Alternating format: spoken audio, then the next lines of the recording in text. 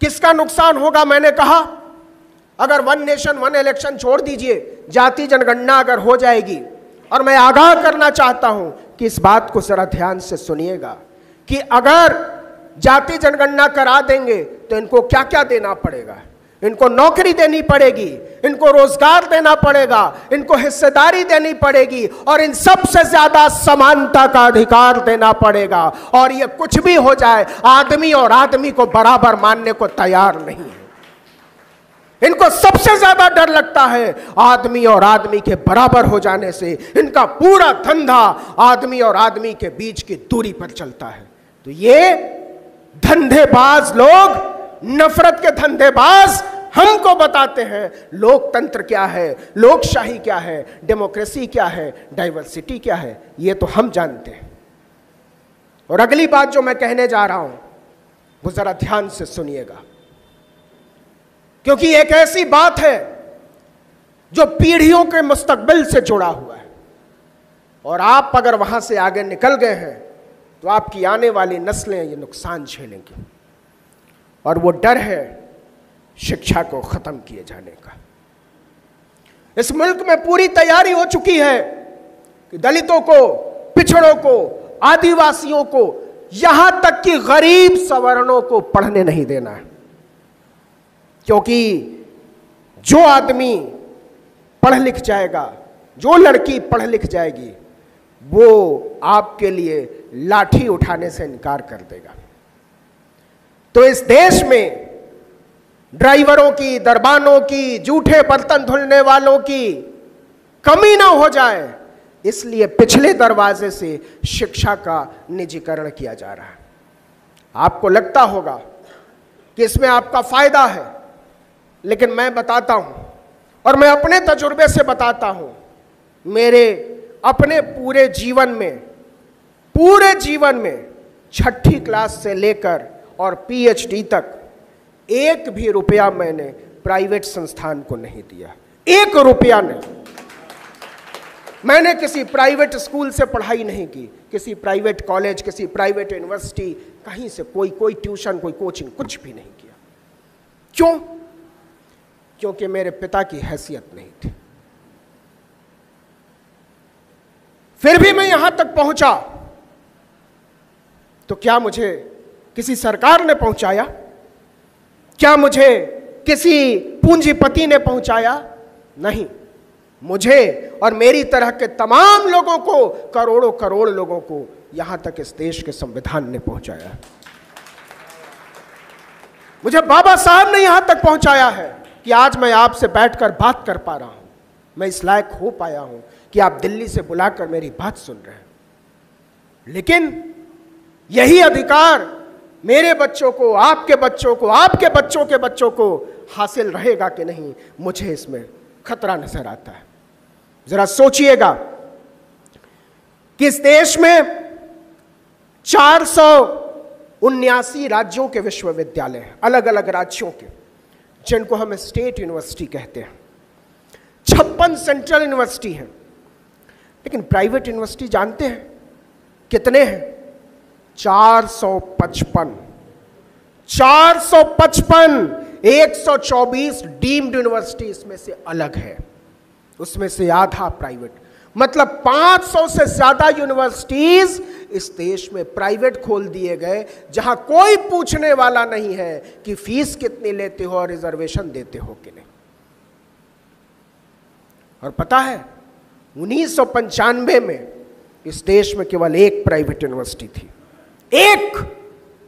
एक से 500% हो गई प्राइवेट यूनिवर्सिटी, और सरकारी यूनिवर्सिटी पहुंची 479 पर 250 से। ये इस देश का भविष्य है। और ये जो सरकारी यूनिवर्सिटी है, जो 58% है, उसमें 73% बच्चे पढ़ते हैं, और जो 23-24% बचता है उसमें 42% बच्चे पढ़ते हैं। आपको पता है ये नुकसान किसका है? आप नजर उठाकर देखिए कि जो MBA की पढ़ाई हो रही है, जो इंजीनियरिंग की पढ़ाई हो रही है, जो टेक्निकल एजुकेशन हो रहा है, वो सब के सब प्राइवेट यूनिवर्सिटीज पढ़ा रही हैं। और प्राइवेट यूनिवर्सिटीज क्यों पढ़ा रही हैं? क्योंकि इस देश के दलितों, पिछड़ों, आदिवासियों, पसमानदा के बच्चे इंजीनियर ना बन सके, क्योंकि इस देश के गरीब लोगों के बच्चे डॉक्टर ना बन सके, क्योंकि इस देश के पिछड़े, दलितों, आदिवासियों के बच्चे मैनेजर ना बन सके, बड़े अधिकारी ना बन सके। इसलिए उनको एजुकेशन के सिस्टम से ही बाहर कर दो। तो अगर हम बचाना चाहते हैं अपने भविष्य को, अगर हम बचाना चाहते हैं संविधान को, अगर हम बचाना चाहते हैं लोकतंत्र को, तो इसका सबसे आसान और सरल रास्ता है कि अपनी शिक्षा को बचाओ, अपनी शिक्षा को बचाओ। अगर आने वाली नस्लें तुमसे सवाल कर देंगी कि जब इस देश के विश्वविद्यालयों को निजी हाथों में सौंपा जा रहा था, जब इस देश के अस्पतालों को निजी अस्पताल हाथों में सौंपा जा रहा था, जब इस देश की पूरी व्यवस्था को नीलाम किया जा रहा था, तब आप क्या कह रहे थे? अगर आपने लड़ाई लड़ी है तो आप कहेंगे कि हम नागपुर के किसी हॉल में बैठकर इसका विरोध कर रहे थे, और नहीं तो हमारी और आपकी नजरें अपने बच्चों के सामने झुकी हुई होंगी। उस रोज की तैयारी कीजिए। और यह बात बहुत बड़ी है कि अगर हम और आप एजुकेशन के सिस्टम से बाहर कर दिए गए तो हमको किसी जानवर के नाम पर, किसी मंदिर के नाम पर, किसी मस्जिद के नाम पर, किसी गुरुद्वारे के नाम पर, किसी गिरजाघर के नाम पर हमारे बच्चों के हाथों में तलवारें और लाठियां थमा दी जाएंगी, क्योंकि वो ऐसे बेरोजगारों की खोज में। एक बड़ा बुनियादी सवाल आपसे पूछता हूं। जो लोग कहते हैं कि पिछले 1500 साल का हिसाब लेना है, जो लोग कहते हैं कि हर मस्जिद को खोद डालो, जो लोग कहते हैं कि हर इबादतगाह को खोद डालो, मैं कहता हूं खोदना तो जरा और गहरा खोदना, पता चला वहां से बुद्ध के अवशेष निकल रहे हैं। लेकिन वो गहराई में खोदने से डरते हैं, वो ज्यादा गहराई में जाने से डरते हैं, क्योंकि उनको अंत में हमारे और आपके बच्चों के हाथों में तलवारें और लाठियां थमानी। जरा हिसाब देखिए साहब, इस देश के कृषि मंत्री शिवराज सिंह चौहान का बेटा कार्तिकेय पेंसिल्वानिया यूनिवर्सिटी USA से कानून की पढ़ाई करके आता है। राजनाथ सिंह का बेटा लीड्स यूनिवर्सिटी यूनाइटेड किंगडम से पढ़ाई करता है। पीयूष गोयल का बेटा हार्वर्ड यूनिवर्सिटी से पढ़ाई करता है। रविशंकर प्रसाद का बेटा कॉर्नेल यूनिवर्सिटी से पढ़ाई करता है। निर्मला सीतारमण की बेटी अमेरिका की यूनिवर्सिटी से पढ़ाई करती है। प्रकाश जावड़ेकर का बेटा बॉस्टन यूनिवर्सिटी से, एस जयशंकर का बेटा जॉर्जटाउन यूनिवर्सिटी अमेरिका से, ज्योतिरादित्य सिंधिया का बेटा येल यूनिवर्सिटी से, हरदीप सिंह पुरी की बेटी वार्विक यूनिवर्सिटी से, गजेंद्र सिंह शेखावत की बेटी ऑक्सफोर्ड यूनिवर्सिटी से BA करती है। और हमको और आपको बताया जा रहा है कि हाथों में लाठियां उठाओ, एक काम को खत्म कर दो, वरना तुम लोग खत्म हो जाओगे। अरे गद्दारों, इस मुल्क को समझाओ कि अपने एजुकेशनल संस्थानों को बचाओ, नहीं तो इस देश का लोकतंत्र खत्म हो जाएगा।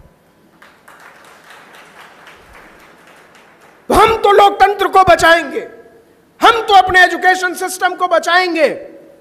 और एक चीज जो बड़े अदब से कहना चाहता हूं कि ये जो लोग अमेरिका और इंग्लैंड से पढ़ाई करके आए हैं, वो क्या करते हैं? यही लोग हमारे बच्चों को कहते हैं कि तुमको पढ़ने की जरूरत नहीं है, तुमको वेद विद्यालयों में जाने की जरूरत है, तुमको धोती पहनने की जरूरत है, तुमको टीका लगाकर किसी मंदिर का घंटा बजाने की जरूरत है, वरना इस देश में तुम जी नहीं पाओगे। तो हमारे बाल बच्चों को भिखारी बना देने की ये जो राजनीति है, इसको समझने की जरूरत है। एक सवाल पूछता हूं आपसे, और जरा ध्यान दीजिएगा। आप खुशकिस्मत हैं, आपके यहां कांवड़ यात्रा नहीं निकलती है। हमारे यहां जब कांवड़ यात्रा निकलती है तो लोग भयभीत हो जाते हैं। यह अजीब धर्म का फलसफा चला है कि लोगों को डराने वाली चीज को वो धर्म कहते हैं। लेकिन एक बात बताइए, ये जो कांवड़ यात्राओं पर हेलीकॉप्टर से फूल बरसाते हैं, कभी उनको कांवड़ में शामिल होते देखा है? कभी राजनाथ सिंह के बेटे को कांवड़ ढोते हुए देखा है? कभी अमित शाह के बेटे को कांवड़ ढोते हुए देखा है? कभी नरेंद्र मोदी के बेटे को, नरेंद्र मोदी को खुद कांवड़ ढोते हुए देखा है? क्या आपने कांवड़ ढोते हुए देखा है लाल कृष्ण आडवाणी को? बाकी छोड़िए, योगी आदित्यनाथ तो संत हैं, कभी उनको कांवड़ ढोते हुए देखा है? मैं गारंटी देता हूं, मैं चुनौती देता हूं कि एक तस्वीर नरेंद्र मोदी निकाल कर दिखा दे अपनी कांवड़ ढोते हुए, एक तस्वीर दिखा दे योगी आदित्यनाथ अपनी कांवड़ ढोते हुए, मैं अपनी पूरी पत्रकारिता खत्म कर दूंगा उसी रोज।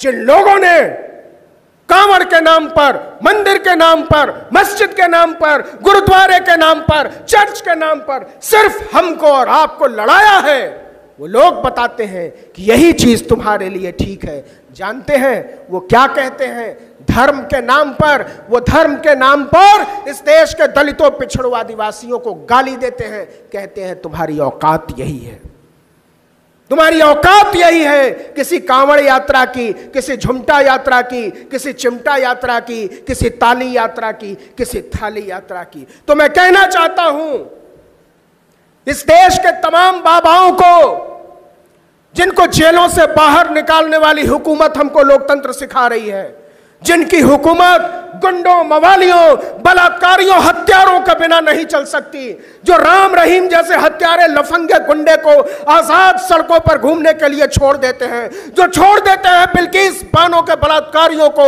जो छोड़ देते हैं आसाराम बापू जैसे दरिंदे को, वो कहते हैं कि तुमको अपने घरों में कैद रहना होगा।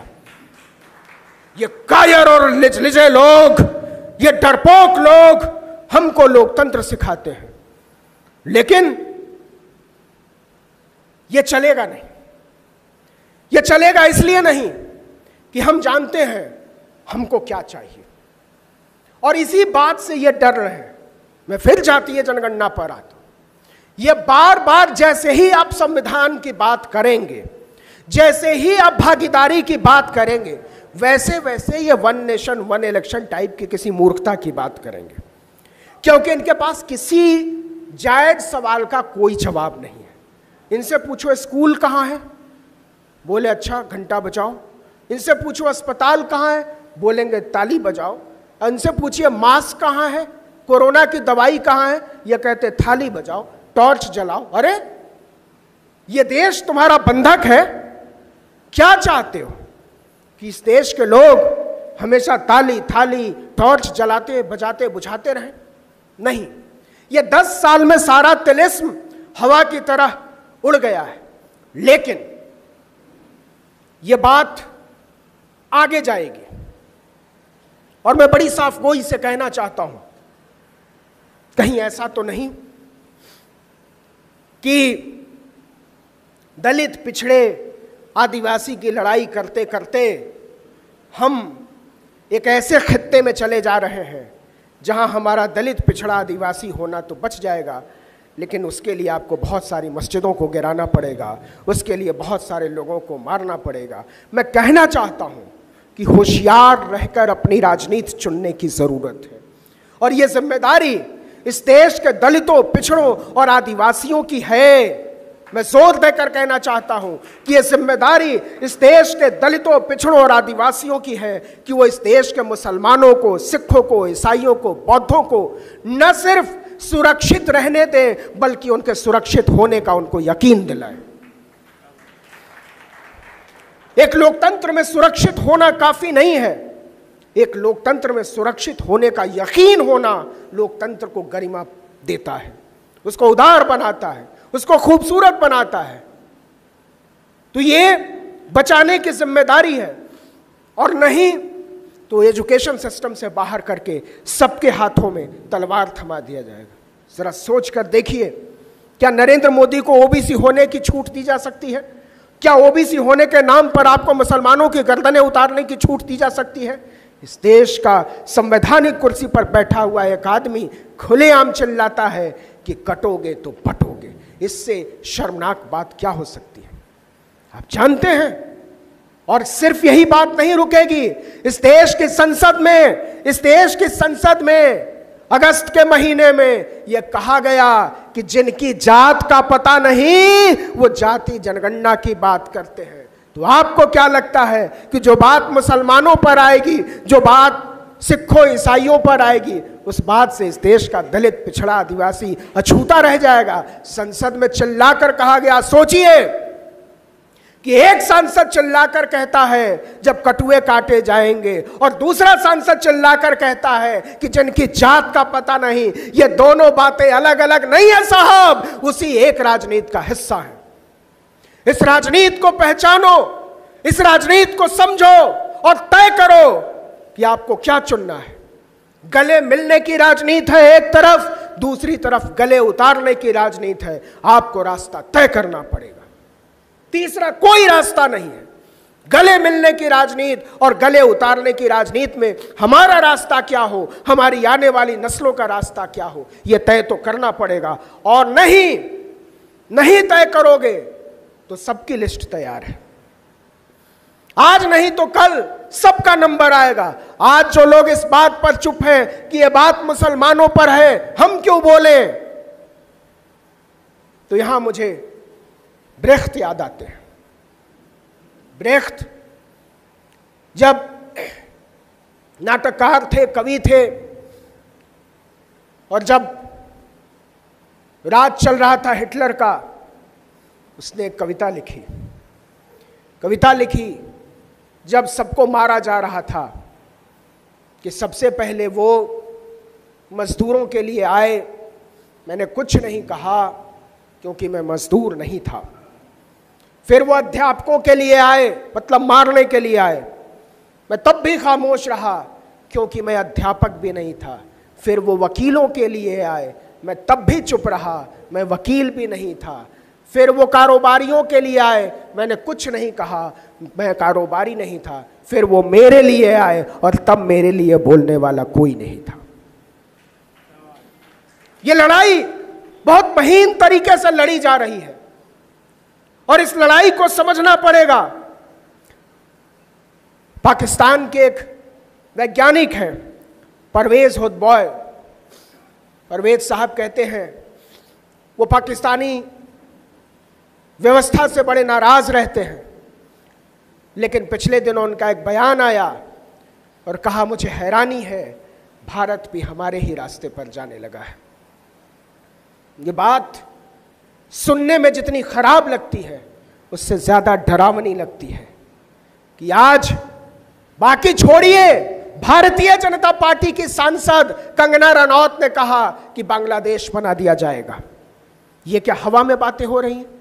एक लफंगा जिसका नाम है यति नरसिम्हानंद, वो अजीब अजीब किस्म की बातें करता है एक खास कौम को लेकर, और वो छुट्टा घूमता है। और इसी देश की जेलों में तमाम लड़के लड़कियां, तमाम बुद्धिजीवी, तमाम प्रोफेसर, तमाम कार्यकर्ता पड़े हुए हैं साल दर साल से। आप बताइए साहब, क्या कसूर था कफील खान का? आप बताइए साहब, क्या कसूर प्रोफेसर आनंद तेलतुंबड़े का? आप बताइए क्या कसूर सुधा भारद्वाज का? क्या कसूर तीस्ता सितलवाड़ का? आप बताइए। बाकी छोड़िए, फादर स्टेन स्वामी 82 साल का एक आदमी जो अपने से पानी नहीं पी सकता था, पाइप की जरूरत पड़ती थी, उस आदमी को आपने